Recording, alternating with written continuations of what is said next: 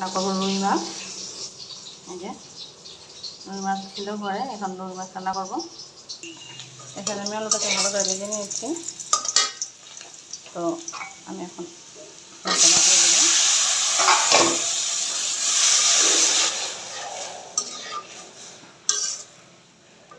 এটাকে আমি এখন ঢেকে দেবো। আলুটা মোটামুটি সিদ্ধ হয়ে গেছে, আমি এখন দিয়ে দিচ্ছি মাছ।